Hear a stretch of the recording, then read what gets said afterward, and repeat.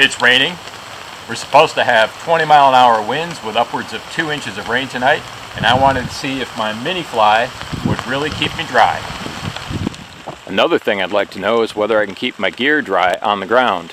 Normally when I camp, I like to just put down a ground cloth, put my pack and other stuff right on top of that, just off to one side of the hammock. I have the tarp tied out tightly because there are no panel pulls and no center tie-outs on the Minifly. You can see that tarp being pushed in on the upwind side. With the tarp at this angle, the bottom edge of the tarp is about 70 centimeters from the ground. So the bottom of my underquilt is 50 centimeters from the ground. And that's without me laying my fat bum in it. I'm stretched out in my Jolly Green Giant DIY hammock, which my wife made for me. It's going to be an interesting ride, and you can see the tarp is already blowing in on me a little bit. I have it stretched out about as tight as I can get it. I have pitched it down as low as I can on the ridge line of the hammock. This is storm mode.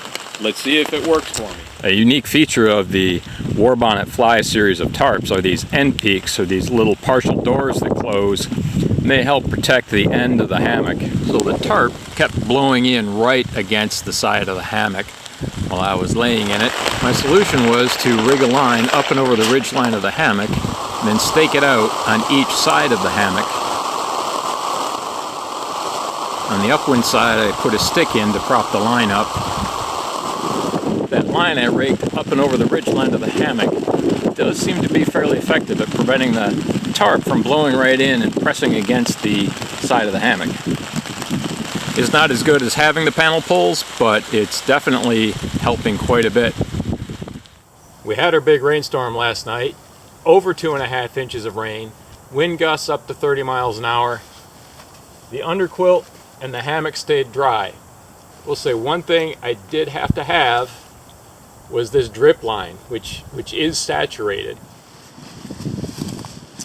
I did have to put this old shoelace on the continual loops of my hammock below where it connected to the fish hook on my suspension. Normally the fish hook would serve as a water break, so the water would run down the suspension, hit this, and then drip off. But what I found was, with this tight up against the tarp, the water was coming down and running along the tarp just a little bit and then getting on the hammock. When I attached this, it did solve that problem. Another consideration with the Minifly is there's very little room between the tarp and the hammock when you've got it pitched down tight for a storm.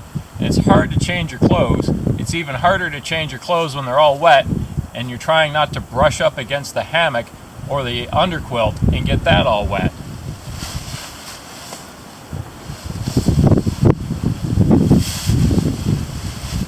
You can't sit in the hammock in your wet clothes to do this, or drip inside the hammock. But everything on the ground got wet. So what I would normally do in a storm is I would take my ground cloth and I would fold it over my gear so everything would be on one half of the ground cloth. The upwind side would be folded over and put over top of it, and then I'd weight it down with a stone or some heavy piece of equipment that I didn't care about getting wet. I put the tarp up in its snakeskin so you can have a better look at what my panel pull substitute looks like. It's a line that I ran over the ridge line of the hammock and staked out as far as I could on either side. The shallower the angle of the line compared to the pitch of the tarp, the better. That'll give you better support at the edge of the tarp when the wind's pushing down on it. And if you can find a forked stick or a hiking pole to hold it up, that's even better.